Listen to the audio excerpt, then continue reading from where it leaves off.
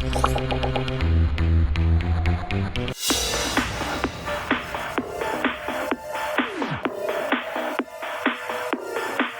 and welcome along to the show. A busy one today, guys. We're talking all things Polestar, so let's get stuck in.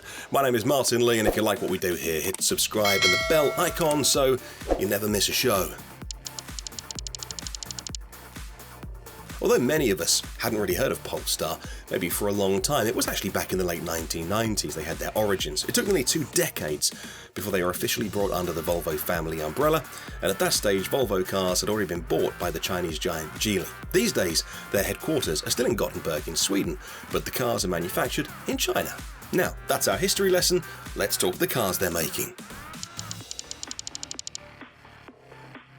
Any long-term subscribers know that you've been watching my videos for a while. We don't really talk about plug-in hybrids on this channel, but we'll make a short exception, the Polestar One. Although we want to see all automakers making full BEVs, battery electric vehicles. The Polestar One represented a welcome transition into the electric world for the Polestar brand, and their first attempt. The luxurious plug-in hybrid Polestar One arrived in late 2017, resembling the Volvo concept coupe we'd seen at Frankfurt in 2013. 2 rear-mounted motors, 80 kilowatt-hours each, drawing some power from a 30 kilowatt-hour battery. The range was around 100 miles. That's hugely impressive for such a big car, and it introduced many people to the benefits of an EV drivetrain. But having said that, there were already tens of thousands, hundreds of thousands of full EVs on the roads by then. So, now let's move forward to the car that there was their first full electric, and that is the Polestar II.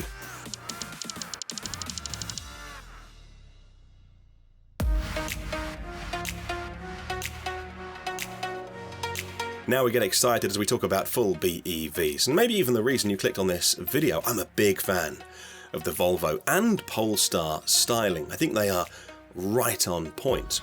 And the Polestar 2 in particular really appeals to me. Now I know it's subjective, everyone's different, but I love the clean lines and a solid stance. The wheel arches look haunched with raised up window frames high up on the doors. It looks really poised. On the inside, I think it's even better. There's an element of some Scandi minimalism, although nothing quite as hardcore as Tesla, but I like that. I love the way the main screen falls down into the center console. And look at that drive selector. Man, that is slick. But the Polestar 2 isn't all about design. There is substance going on as well. Now, it won't win a game of top trumps against the equivalent Model 3, but then again, nothing else does. What die-hard Tesla fans don't get is that it's not everyone purely caring about the stats sheet. For many people, it's about how you do that performance and what the car looks like, the experience in it as well. Now look, if you want the all-out performance winner, I think Tesla is going to be your first choice every day of the week, but there's more to life than just that, and this is where the Polestar 2 comes in. Before we talk about options in the US, where I am here, there's 3 options in general. The cheapest, about 40 grand, is the standard range, single motor, battery size 61 kilowatt hour, range 275 miles, power 221 horsepower, 0 to 62 miles an hour dispatched in 7 seconds. Then there's the long range, single motor. Same power and acceleration, but the bigger battery, 75 kilowatt hours. That's usable, and it'll do 336 miles. Now, that's the one for me, as it's only an extra 3 grand or so, and I'm always about the range if you can get it.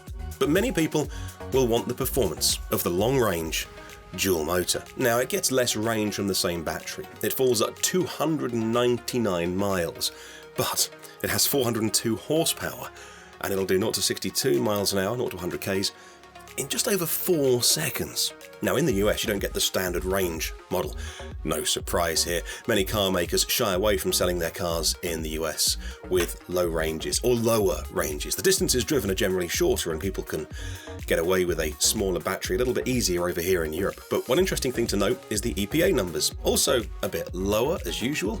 EPA dual motor 249, single motor 270. Pricing is relative here, and the cost will vary vastly when incentives and tax breaks and subsidies are taken into account. Now, where I am, Polestar dual motor is a good bit cheaper than the equivalent Tesla Model 3 performance. So the best thing to do is go onto Polestar's website where you're watching this, check the price.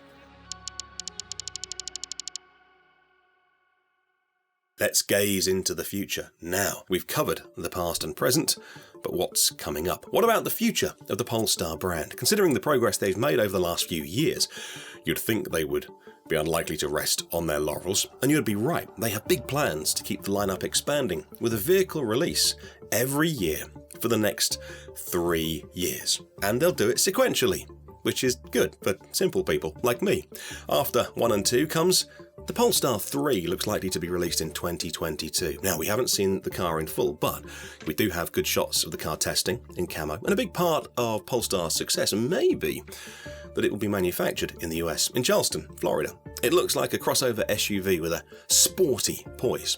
The hood plunges dramatically towards that familiar front end. The wheel arches are filled out generously with some alloys, and we like that ascending window line as it rises back at the C-pillar. The Polestar 4 will follow in 2023. Not too many details or even pictures of that, but we know it will be a more compact form of SUV compared to the Polestar 3.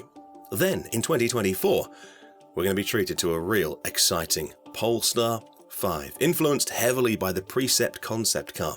It'll take the form of a performance 5-door Grand Tourer. It looks like it's going to take up a position competing with the likes of Model S, Taycan, Gran Turismo, Lucid Air, etc. But we won't see the car for a few more years, so we wonder how far the competition will have advanced by that stage. So what's our take on the Polestar brand? Well, I'm really excited for what they're doing. I think the design, again it's subjective, is really beautiful. They're creating a distinctive brand and image, and we're really happy that they're coming to market with something other than just another crossover SUV. Now, we need more diversity and competition in the EV world, and I welcome Polestar taking up a place there. For some people, the performance, range and charging capabilities of a Tesla are always going to win out. They just want the best numbers, and that's fine. But there are plenty of people out there who just want the car they like the look of, or one that fits in with their life. So perhaps because the Polestar brand use the Android operating system, if you have Android phones and tablets everywhere in your life, you can literally just get the car and it'll know everything about where you want to go and the apps that you have, etc., etc. Many of the European manufacturers haven't stepped up to the EV plate quick enough, and I love what Polestar are doing, and ultimately their parent company Geely. But that's enough from me now. Let us know what you think in the comments below. Love to hear from people all over the world. Let's keep the conversation going. Will any of Polestar's cars be on your shopping list? Maybe you'll stick with your Bolt, your MG or your Tesla. And what do you think the future holds for Polestar? Are they poised for success? Hey, thanks so much for watching the video again. Please give us a thumbs up if you like what we do here, and we'll see you on the next one.